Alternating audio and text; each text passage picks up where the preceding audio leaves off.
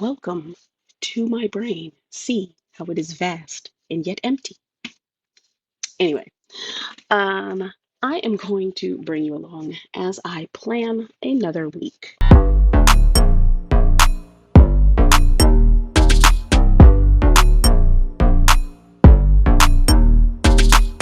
Welcome or welcome back. My name is Casey. If you are new here, we are secular eclectic homeschoolers and we are entering our 15th year of homeschooling.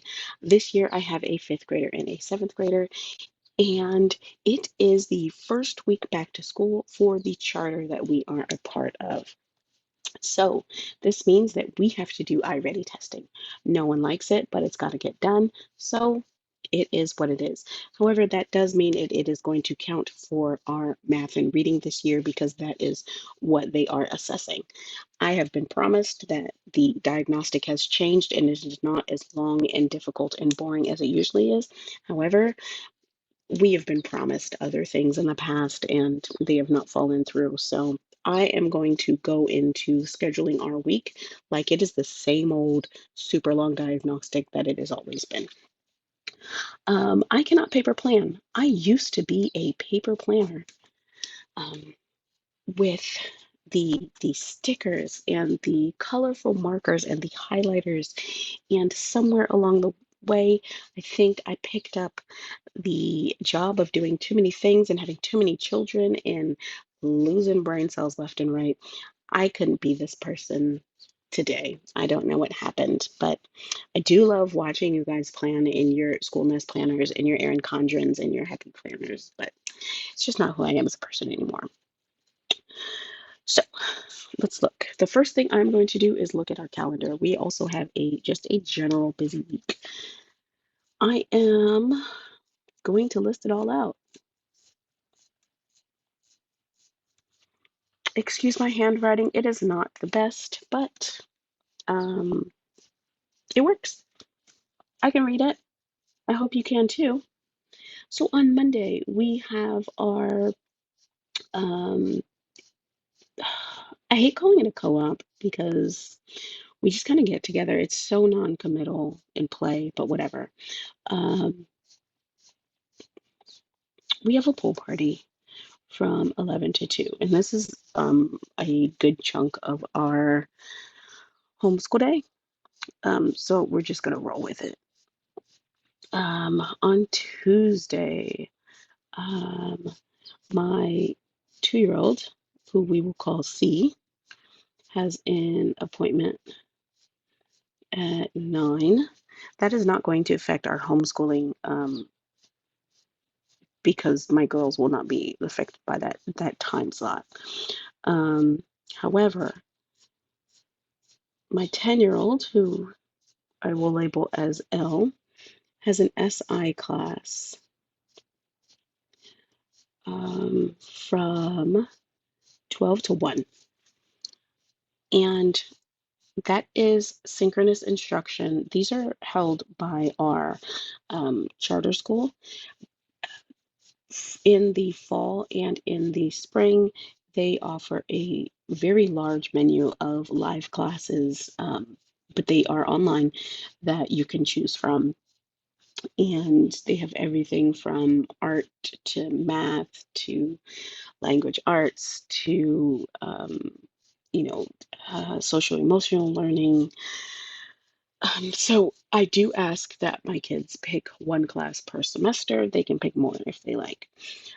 She didn't see anything that she liked. However, they do have a reading comprehension class that I would like her to take, specifically because this one is going to be based on informative text. So she will be reading all nonfiction, and this is a area that she struggles in. So I was glad to see that they were offering that this year.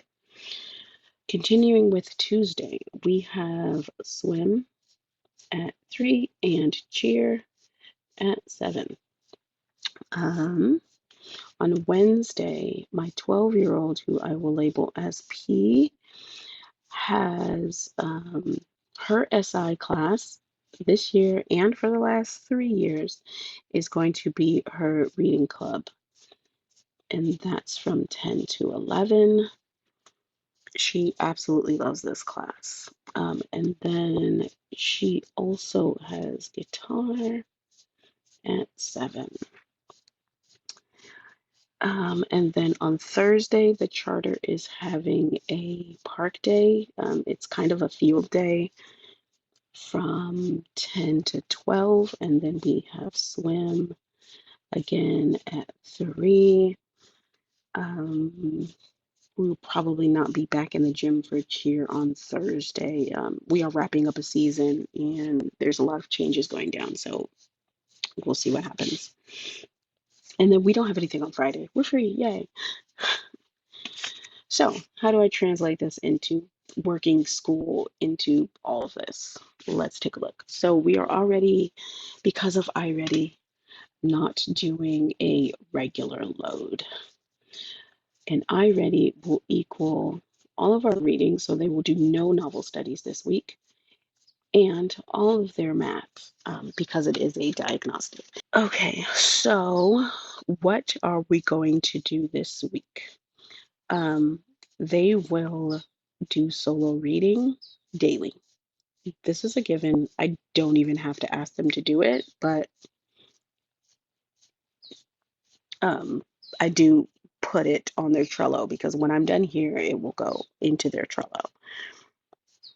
And then, so for the past 2 weeks, we've been doing novel studies. And so, because we're not doing that this week, I'm going to have them read other things. However, I do want my 5th grader to start her supplemental book, The Black Panther Party. And this is because it is a little dense. Um, it is quite dense, so I'm going to give her an extra week than I had originally planned to read this. And this week will be that extra week. And this will go with her One Crazy Summer book that she's currently reading.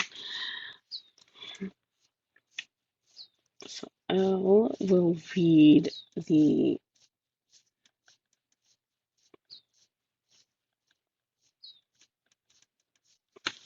Black Panther Party. And if I flip through it, the afterword, 100 and let's call it 70. That's 17 divided by 3 is 56, maybe. Yeah, that should be right. So if she's reading roughly 55 pages a week, then she will be done with this when I want her to be done with One Crazy Summer. Yeah, so 1 to 56. That'll take her to that Eldridge Cleaver page. 1 to 56 this week. Okay. And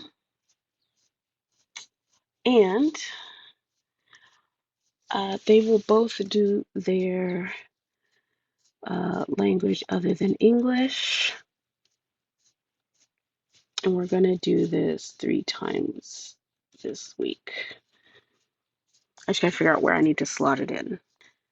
I think I'm going to try to start our poetry reading this week, since I'm taking a lot of books off the table, and um, that will be Finding Langston. Yeah.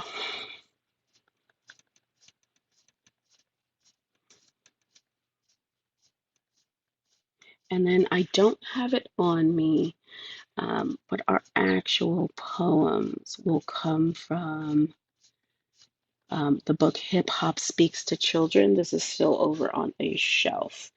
And I'm going to pull the ones from Langston Hughes from there.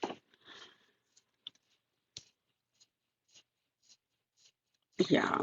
And then I think I want to do some science. So this year we are not doing the same, both girls are not doing the same science. So what I have for my fifth grader is blossom and root botany. And so we generally do science 2 to 3 days a week, I think, because I think we can do science 3 days this week. Friday is open. Wednesday and Thursday are pretty open, except for on Wednesdays. Wednesday is generally our heavy day because aside from the fact that only my 12-year-old has this reading class this week, next week she will start a second one from 12 to 1. And I stack our Wednesdays sometimes on purpose with schoolwork and other classes because it is my busy day at work. I do work full time, and um, it is easier for me to take meetings and such on Wednesdays. So I do work, I don't work Tuesday at all, ever. I do, however, get up any other day, and I work extremely early in the morning. I do a couple hours really late at night before I go to bed, usually from like 10 to 12, and then um, I work while the kids are when they're getting up in the morning. So like that super early morning shift, from like 6 to probably about 10. They are generally sleeping through almost all of that. They might get up earlier than that to like eat and watch TV. So I am working through all of that. And it's not like I'm closed in my office or anything. I do make sure that my desk is centrally located. Aside from the fact that we don't have space for an office, I don't want to lock myself away from them all day, um, to kind of fend for themselves. So my desk and everything is centrally located in our living space. And if I need to take meetings or something, I will go and I'll grab my laptop, I'll unhook it from my big setup here, and I will take it in my room for a bit. But otherwise, I try to do a little bit of work during nap time as well, but really that is our school time. So, all of that to say, Wednesday is going to be more stacked in the future. So, after this week. But I think we can do some science on Wednesday, Thursday, Friday here. So let's see, Wednesday, Thursday, Friday.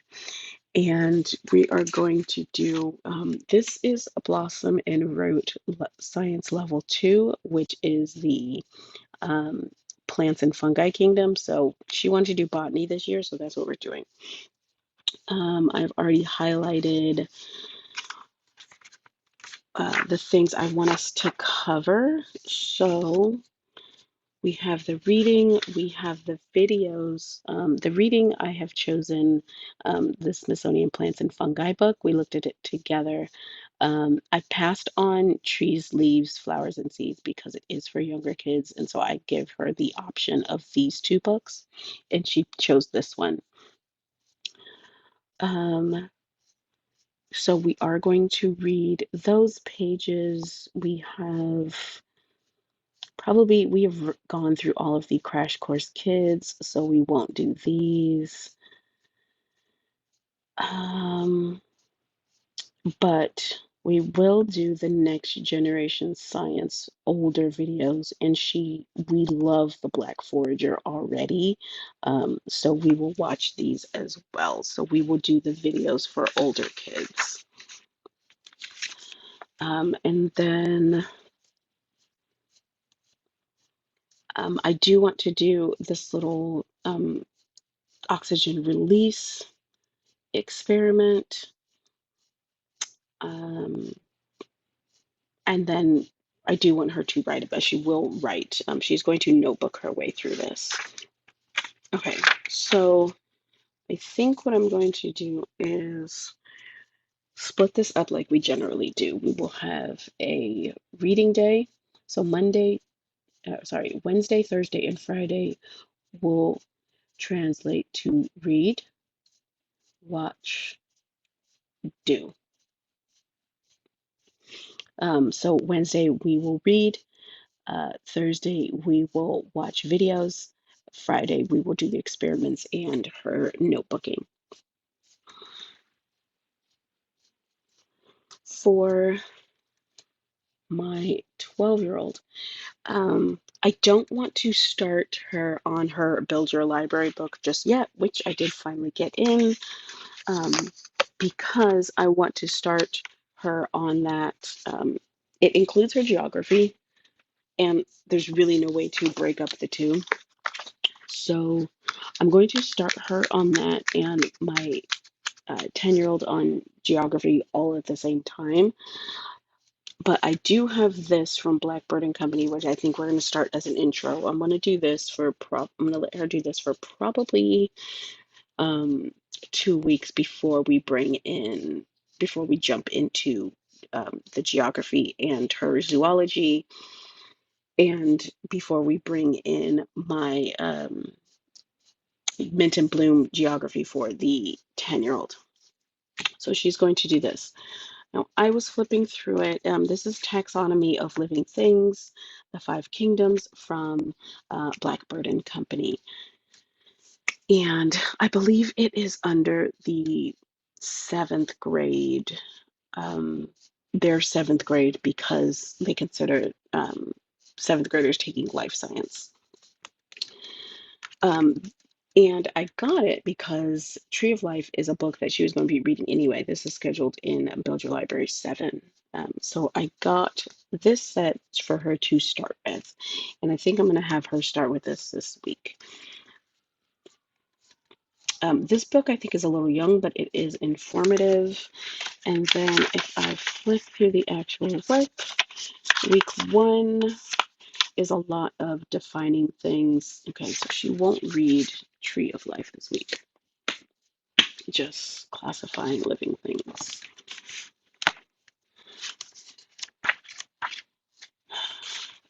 So I was hoping to get through week 1 and week 2 this week because this seems light, especially if it's just like definitions. However, week 1 is light, week 2 is incredibly dense and includes research. So we are just going to do week 1.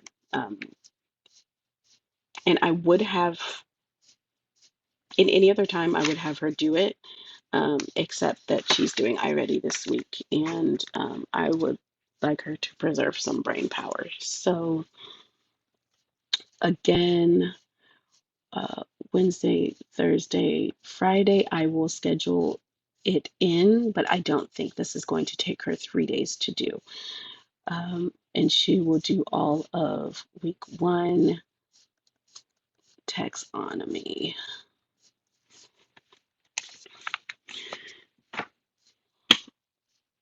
And then the only other thing I think I want to do is Hearth and Story brain food.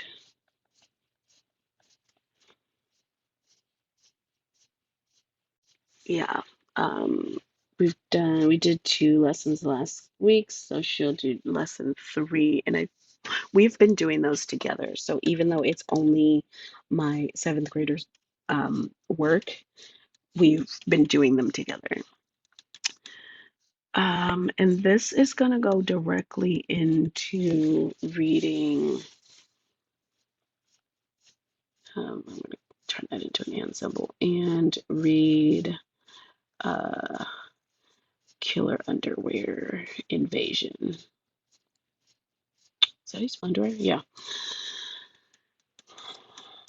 because that's a short book and they can both get through that this week and before we jump into the big breaking news book.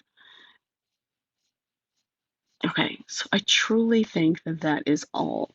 We can't do iReady on Monday. It won't even open up until Tuesday,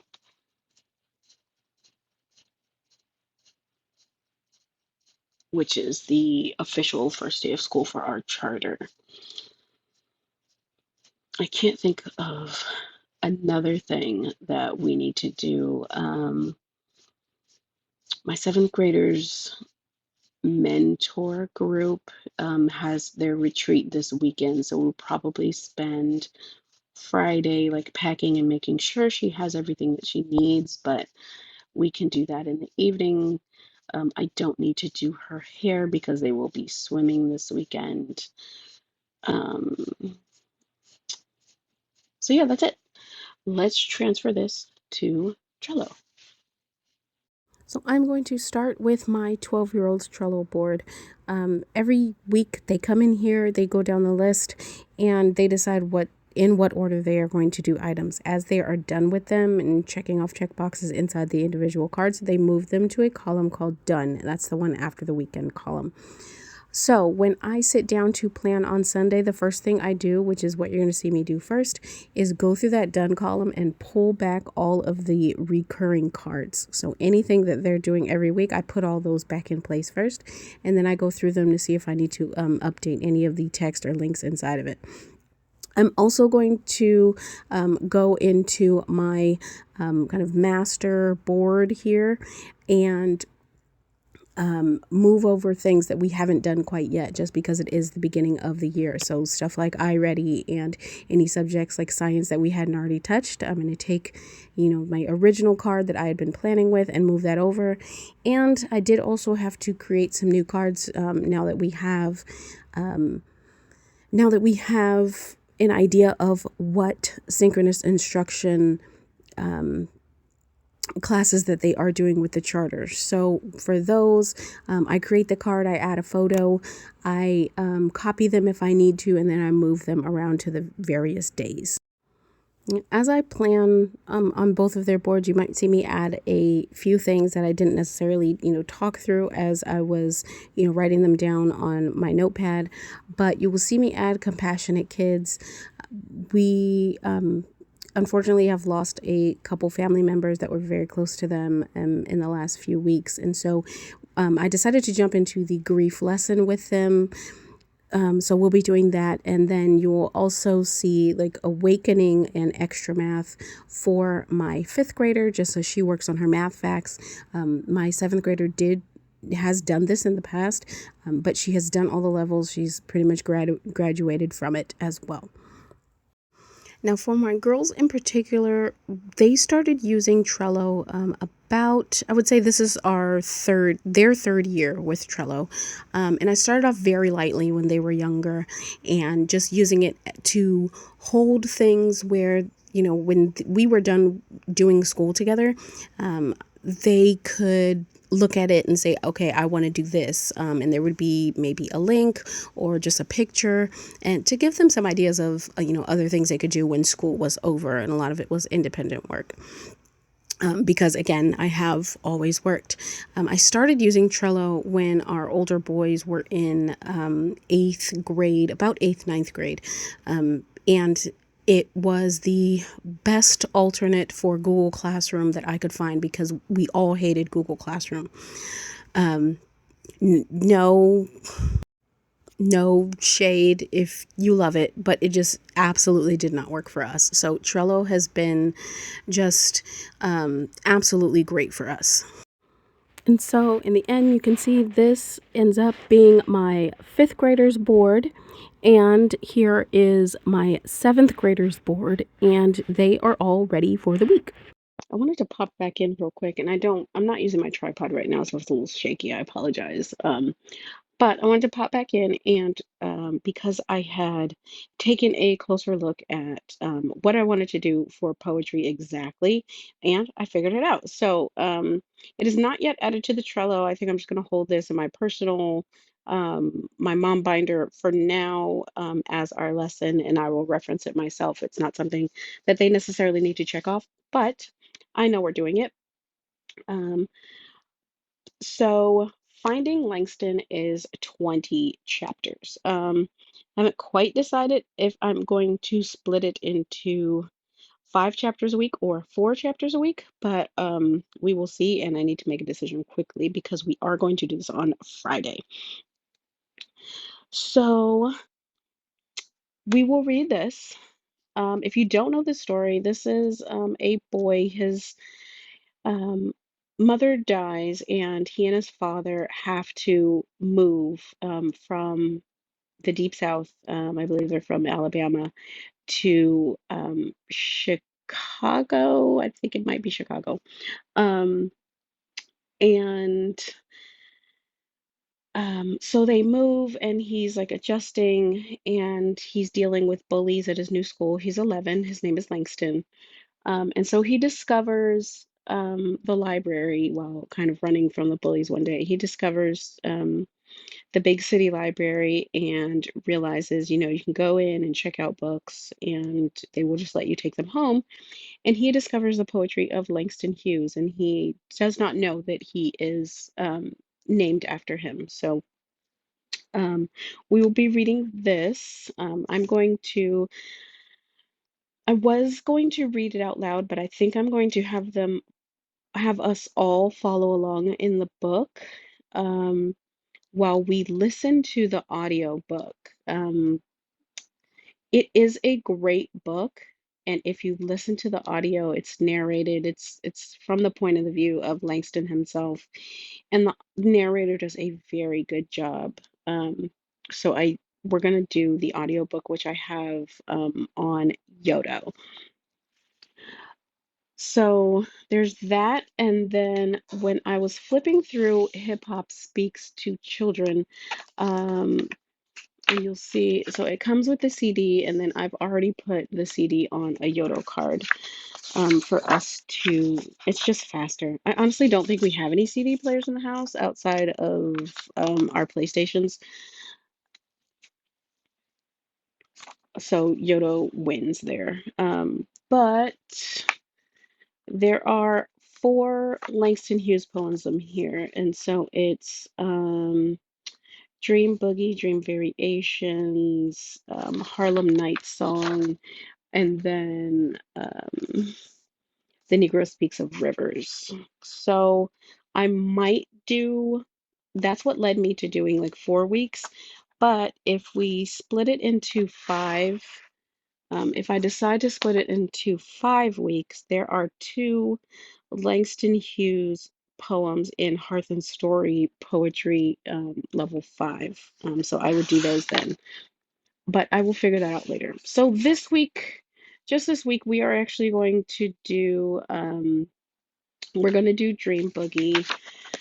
And if I set that aside, I got the idea from Hearth and Story, Poetry Level 3, which we really, really enjoyed, which is poetry and tune. She pairs each poem with a song. And so if you look at Hip Hop Speaks to Children, then you'll see like the tracks themselves from the CD. Um, it's track 7 is the poem itself, and then track 6 is the note. So, with a note about music that inspired him to write the poem. And if you listen to that, Langston Hughes talks about how this poem was inspired by bebop music. And so, I think I am going to bring some of that in. Another quick cut in because I just realized that everyone probably doesn't know what bebop is. Now, everyone does know what jazz is. And traditional jazz up until the 1940s was the big band swing stuff that everyone thinks of when they traditionally hear of jazz. That is not what bebop was. Traditional jazz was played in nightclubs for dancing. whereas bebop was for sitting and listening to. So if you want to hear bebop music, look up artists like Charlie Parker or Dizzy Gillespie, Sarah Vaughan, or Fats Navarro and Dexter Gordon. Those are the artists that we are going to be listening to this week. So yeah, that is the plan for the week. If you have any questions, feel free to ask them in the comments below. I would love to chat with you. Happy to answer any questions or flip through anything. And I will see you in the next one. Thanks for watching.